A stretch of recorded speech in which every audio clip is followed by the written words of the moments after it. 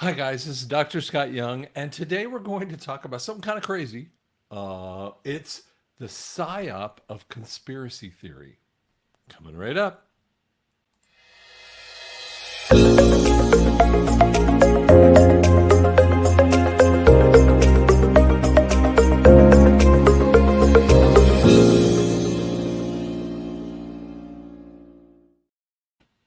So, some of you haven't really thought this way, maybe. Some of you are thinking this way, but I want to kind of bring it together because as we, go headlong toward the EBS with Joe Biden and all of those elected officials pushing toward they've already thrown out the 14th Amendment.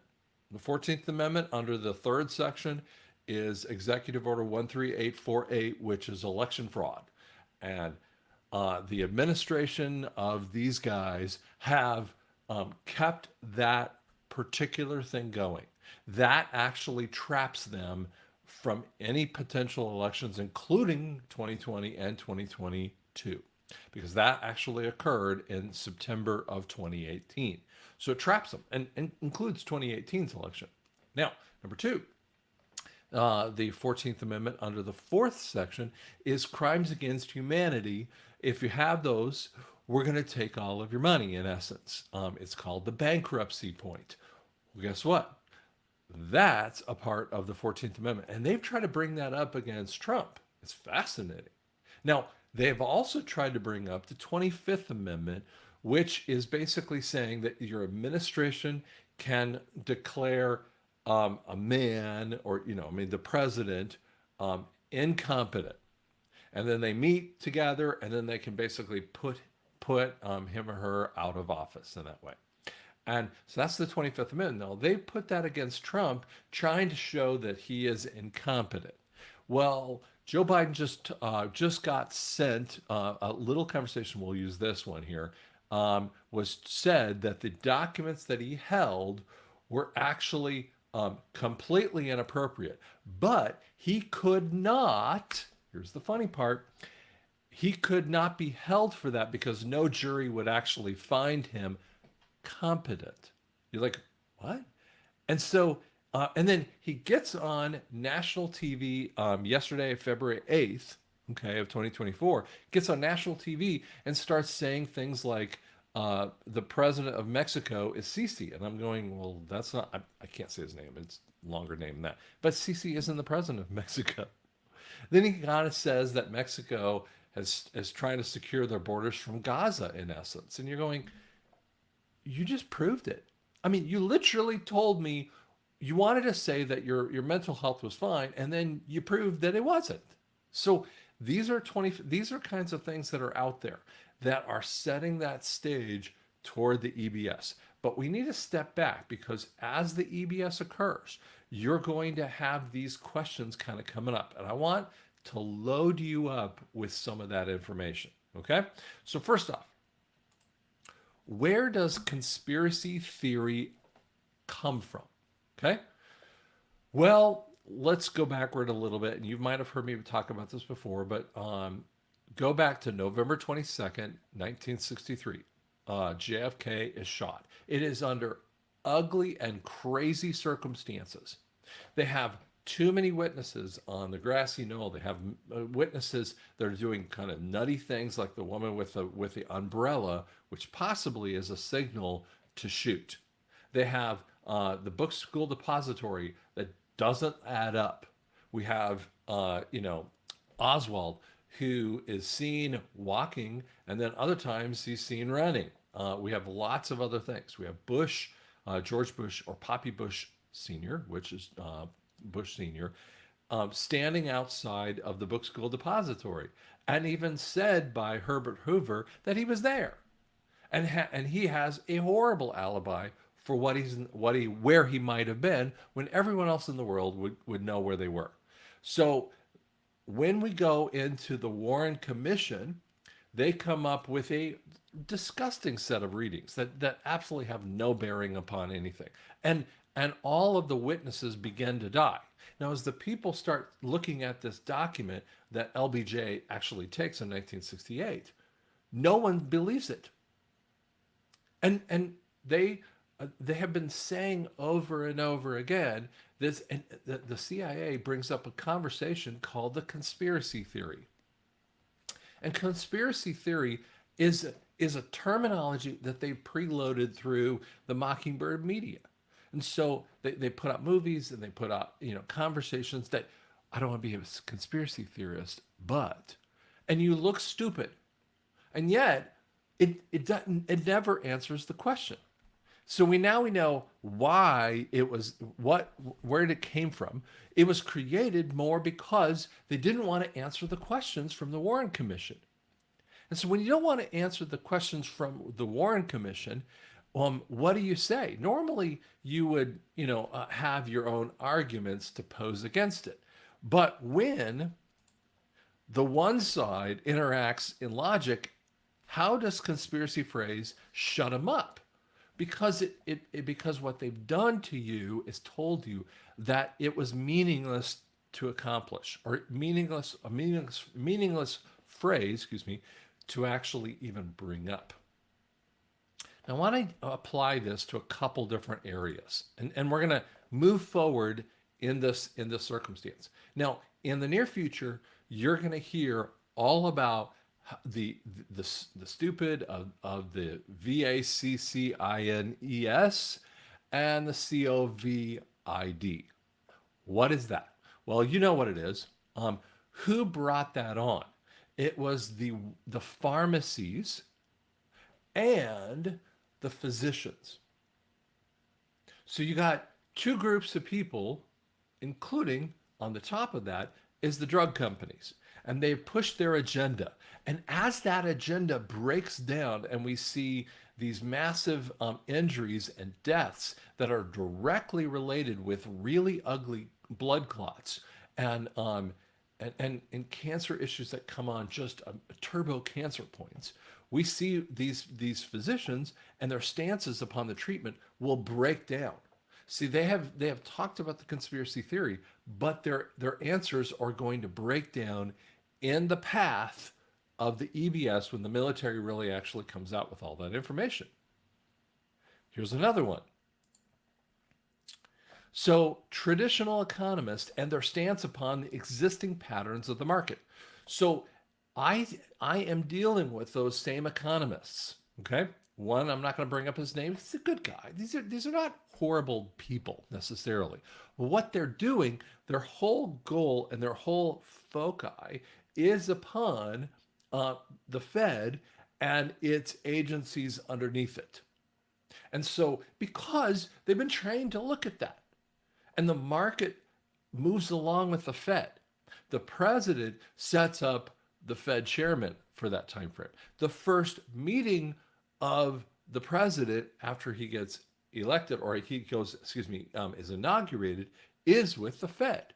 And that sets up all of the economic issues under a fiat currency.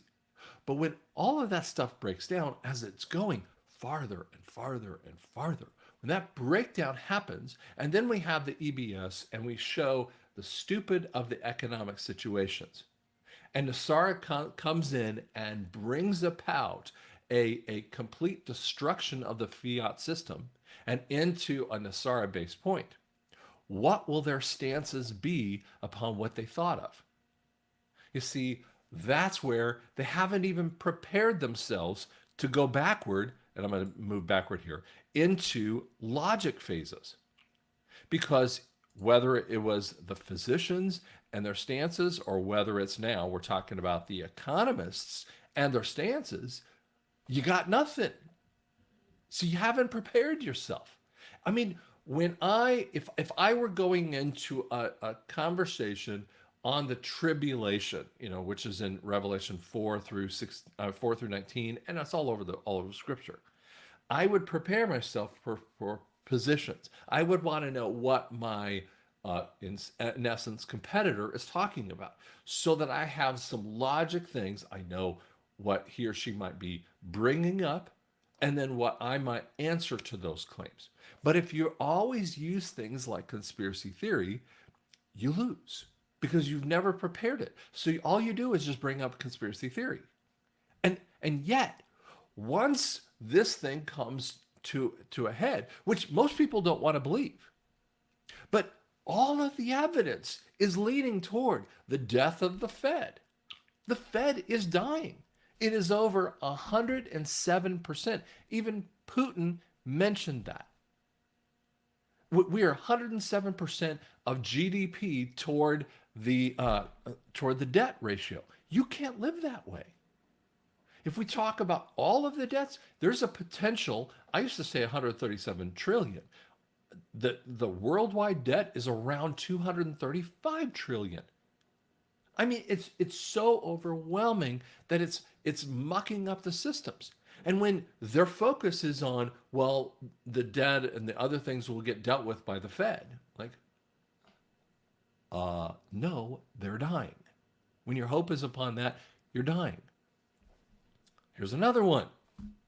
When traditional bankers and investors and their stance upon the Fed continued existence, see, these are the people that are trying to tell you, along with the economists, okay? These are the people that are trying to say your investments are okay. Oh my gosh, financial investment people hate my guts. I like I'm trying to tell you, wake up so that you can be a part of this equation, so that you can be a part of revaluing into gold. Because gold is that one cool thing. You guys could be making money off of that. I don't have a problem with that. Your investors, bankers are missing this whole point because their whole focus is upon the routing numbers. The routing numbers are how the Fed interacts with banking. It's a long story, but I've talked about this before. And so when the Fed dies and they're not getting all their information from the Fed, for instance, the interest rate is completely gone. And then you have to ask yourself, when you move away from a fiat economy into a go-back economy, all of their concepts, and one of the more basic concepts of bankers, investors, and economists is deflation and inflation cycles.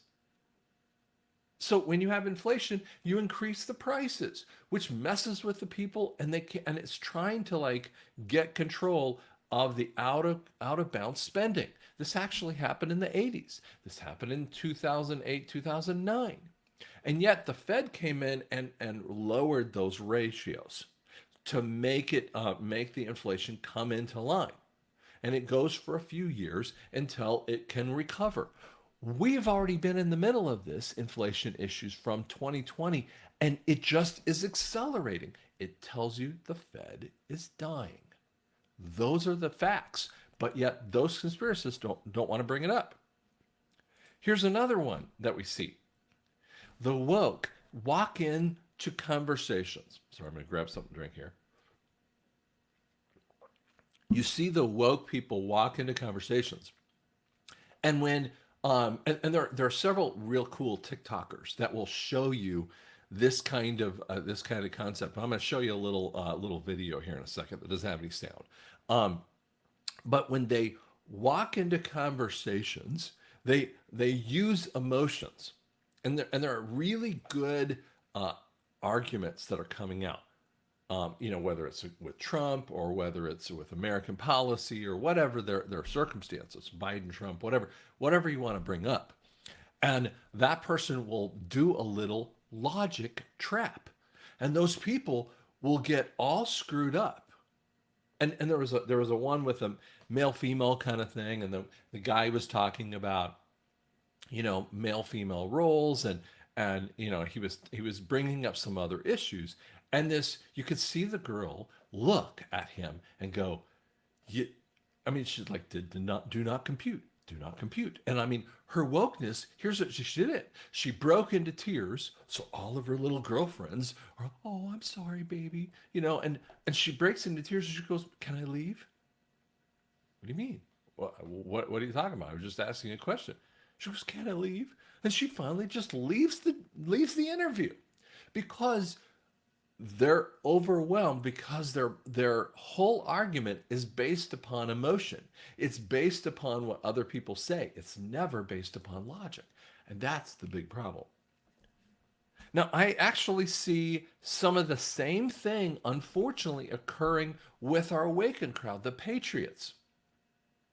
And I mean, I was talking to about two different truthers about this exact same topic. I won't get into all the things we said, but the basic points of this is that you have truther A versus truther B, and they have competing viewpoints.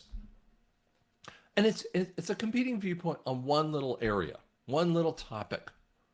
And so what happens is if the people that go for truther B versus truther A, if they go on one way, they go, well, I believe this guy versus this woman, or vice versa, right? And I'm like, and so they go toward the authority instead of going toward the logic. And I'm like, have I ever been wrong? You betcha. Have I ever made a mistake? You betcha. And you're going, oh, he's admitting it. Of course I'm admitting it, because the reality is we all make mistakes. We all can't see everything that's going on. This is a military operation that messes us all up. I would have thought this was done a year or two ago. And then people like, beat me up and go, I have no credibility because I ever make a mistake. Listen, I'm not God. I'm not trying to act like God. And neither should any one of the truthers worry about that. The responses, we're trying to give you some information. But it's your job not to disbelieve a truther because, he or she gets it wrong. It's the point of you need to do some logic work and go, you know what, go to that truther. I bet you can kind of communicate with them and say, hey, I believe that you were wrong on this area. What do you think? Now, when someone brings that up to me, I go, thank you. I messed up. Or, no, here's why I'm going this direction. Even if you don't really see it, I'm sorry, but that's where I'm going to go. That's where I'm going to go. There's nothing wrong with that. And you can always have a disagreement, and that's okay. It's okay. You don't have to stop looking at the person, but do you see the logic point? And we haven't based it enough upon the logic area. And that's what your job is to look at that. Okay? I mean, because again, we're not trying to say we're God. We're not trying to say we know everything. We're trying to give you some information. Now, some truthers who get all, offended by that, well, I understand. Sometimes I get offended because someone's attacking me. Hey man, you're going to offend me if you attack me on this issue. You're not going to offend me if you go, hey Scott, I think you're messing this thing. I think it's this way. Here's what the evidence shows, what do you think? That's no problem with that. That's a great kind of conversation in there. But we see emotions showing up in the woke, but here's the funny thing. We're also seeing levels of emotion in the awakened. And so I'm saying, wake up, sit up, and take responsibility for what you don't know. Go research it, because you know what? I have researchers around me that'll help me things, and they'll call me on it. And I'm fine with that. I want you to see something. This is just kind of a cute little thing on stage. Sorry, I want to do it again here. So, stand up, alligator. No, it's a law. Alligator. Law. Right? So now he's doing some evidence points, right? On the law.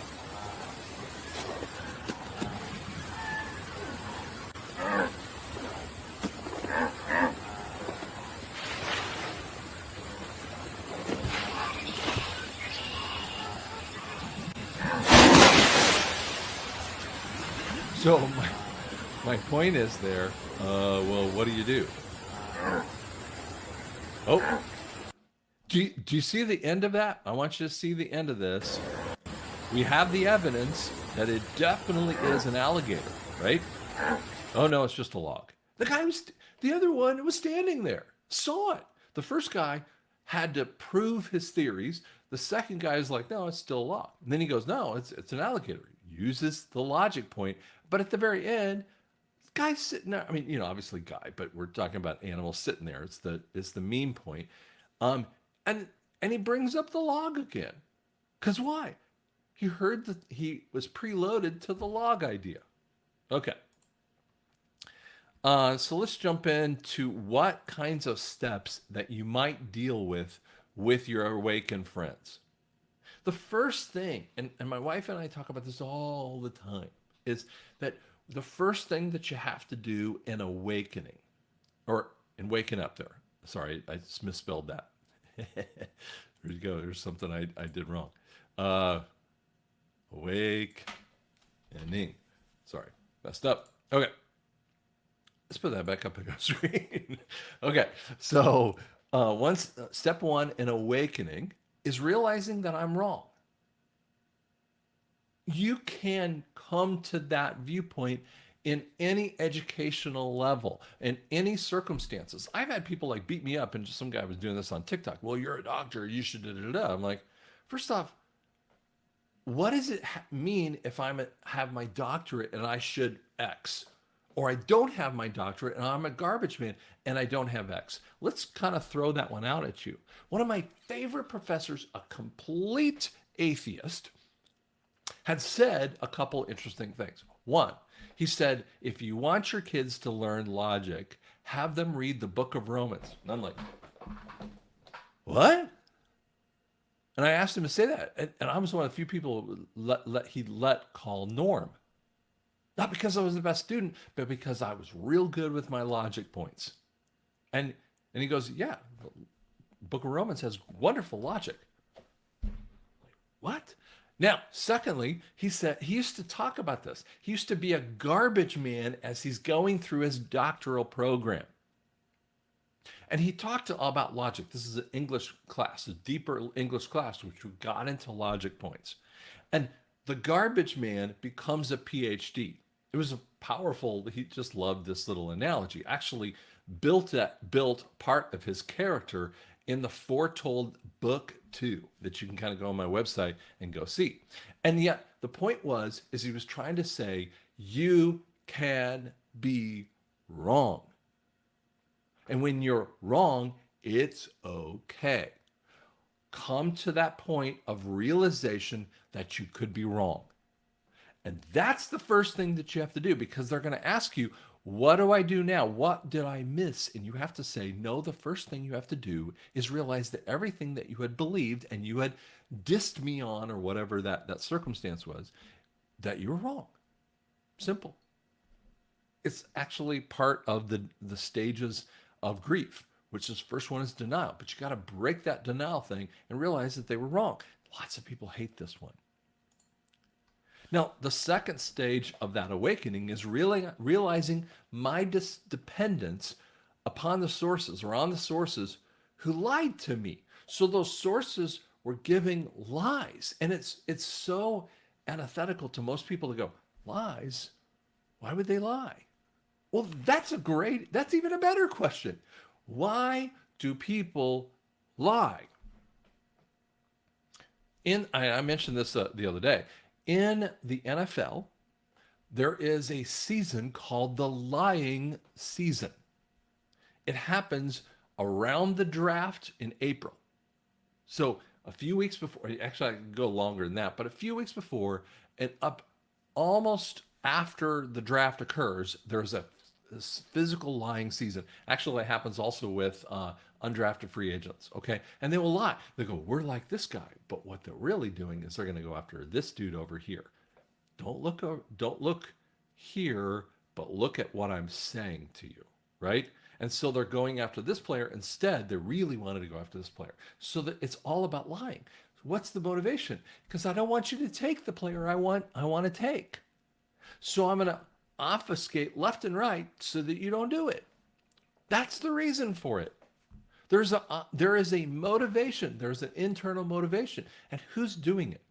Well, we got three main sources, and these are the sources that we need to talk about. The media. They are controlled by the cabal. They're pushing their lies. And you have to ask the question, why you keep pushing the lie?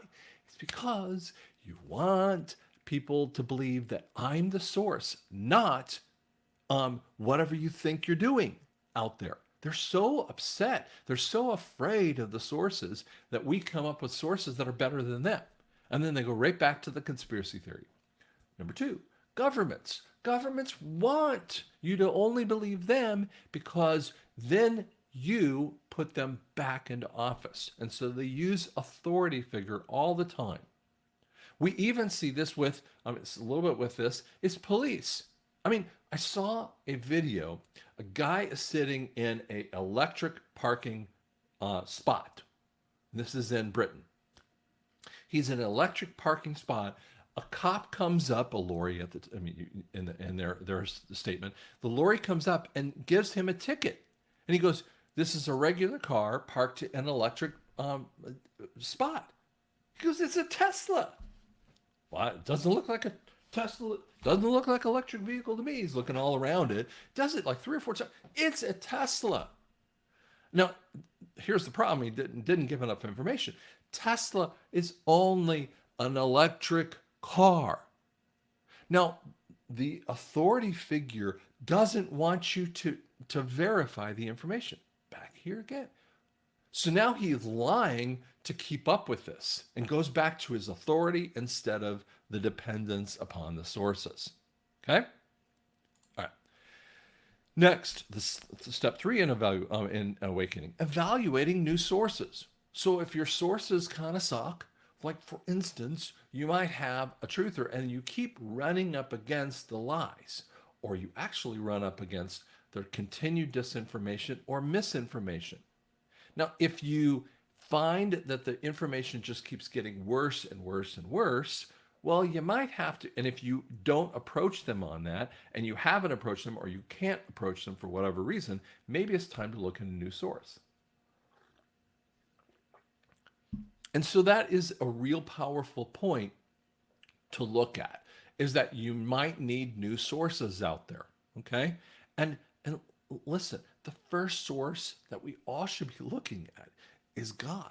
And my number one source is the Word of God. And I have people who are trying to tell you that, there's the Bible is corrupted. And I go, if the Bible is corrupted, you can't even prove it. Therefore, every single time you quote the Bible, and those same people will quote the Bible, I'm going, you just said it's a corrupted source. It's like I'm an NFL team, let's use this again, and I have a draft book in front of me. And that draft book, I find that's a corrupted source. Well, why would I keep referring to it? Why would I even look at it? If it's a bad source, it's a bad source. We've destroyed the credibility of that particular source based upon logic and resources to look at the dependence upon that source, right? So if they're, and they might be protecting it because of the money issue. They might be protecting it. And I see truthers like this a lot. They're sort of there, but they don't want to go to all the conspiracy theory point. And so what they're doing is that they're trying to protect their audience. They don't want to go too far because then they would spin off some of their audience. Well, that's a big thing. Well, then you need to be looking at new sources of information. That's where it takes effort, okay? You don't have to be a doctor. You can be anyone. The garbage man, that's the point of my story here. It's not about your educational level or anything else. Or credibility comes because someone presents truth, period. When you have logic proofs, then you have something. And the last one I want to get into is step 4, is critical thinking upon the authority. Now, and we sort of broached this topic here, but I want you to think about this. If you have an authority and they're utilizing critical thinking, then you know that you've got a possibility of someone that you can work with. And there are really good people out there that are doing some of that information. And that kind of authority thinking. Frank Turek writes, "I don't have enough faith to be an atheist." It's one of the most brilliant books out there. Okay, I'd love to have Frank Turek on the show. I tried to get him on, but we had some conflicts in time frame. And yet the point is that Frank is powerful on logic. Okay, But is he perfect on logic? No, he's not. Okay. No one is. Or you see an authority figure upon end time issues, right? Or you see an authority figure on, like, for instance, the biblical creation stuff, Ken Ham. And is he perfect? No, he doesn't even talk about end time issues. Okay, that's fine. Let him sit over here in the authority that you might pull up in that creation issue. Let that guy be that authority figure for, some things, as long as he keeps presenting that kind of evidence points. And here's the things that I say. I'll say, people ask me a question. Well, you should interview this guy, or you should do this, or you should. I wish you would talk about that. And I go, it's not my area. And then people got all mad. I'm like going, I'm not going to spend any time on that area. Or they send me videos and they go, well, would you watch it? And it's like an hour and a half. I don't have time for it. I mean, there are plenty of times that God slows me down and makes me do something that I didn't really want to do. But you have to be looking at the sources, and you have to be a source yourself. God's telling you to be a source. He asks you to hide the word inside of your heart, not inside of someone else's, so that you can always draw upon that source in there. You have to be a part of that source. And I'll end this with one of the most beautiful analogies out there. We've got in Matthew 25, we have two massive analogies that go on. The parable of the talents, gorgeous story. I speak on that quite a bit. And then we have the parable of the wise and foolish virgins.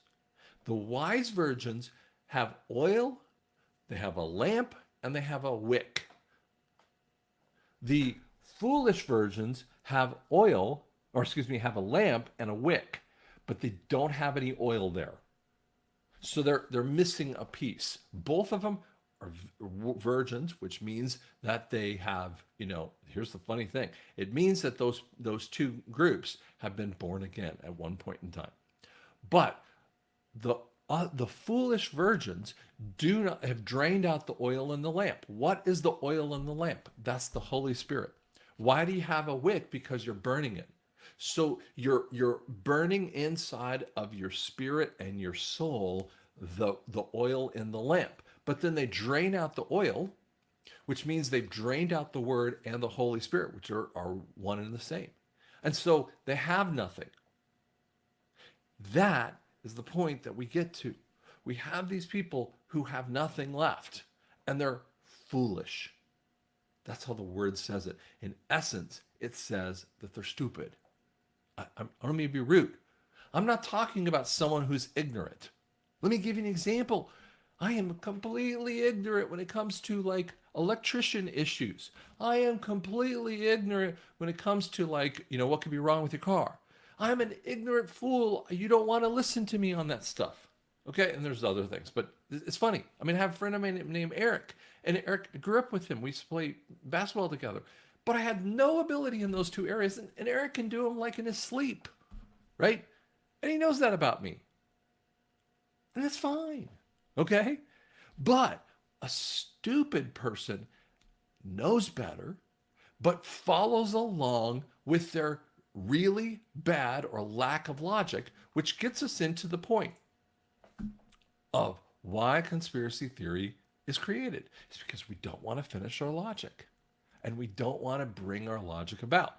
So once we don't want to do that, we leave alone, and we've got to build up this last little point of the critical thinking. I want patriots to have critical thinking, and they move in because I can't influence everyone. The truthers that are real good out there, they can't influence everyone. Only you can influence those people through the Lord's ability with that. So that's what I want you to realize. This is part of your job until the EBS comes. Research, understand, spend time with the Lord and asking him questions about what's going on. It's your ability to do that. Everyone has that ability, but it might mean you turn off the TV. It might mean you even turn off a lot of the social media stuff, or you stop watching the bad truthers that are telling you depressing stories and the fear porn stuff. But you create that logic-based, points, and you hold firm with it, but you build it up so that you can be prepared to send out that message. You know, and Paul even says, always have a reason for why you believe. That is, you could translate that over in a billion different ways to different, industries, right? Why would you believe what you do? Why do you choose, that company to work with? As a business owner, I have companies I work with and I have logic patterns of why I do that. And you as a consumer have lot should use logic patterns instead of emotions of why you would choose that company with that. So I hope that helps you guys. I know it's kind of going off on a different area than you're used to, but we're trying to help you understand what's going on around us. But that's also why the pause might be occurring in our lives. God knows the days. He knows the hairs on your head, even though I don't have enough hairs. He knows the hairs on your head. And so he's counted them up and he's figured it out. Okay. And so it's funny is I don't even use a comb anymore, a brush, because I don't want to lose more hairs. Okay. So anyway, that just gives you a little point there. But you can always go to drscottyoung.com, or you can kind of see my Telegram channel over here and kind of get more information with that. So I appreciate that. You also have a Rumble channel. You just say drscottyoung.com, where we actually talk about the election and voter fraud issues. Thanks so much.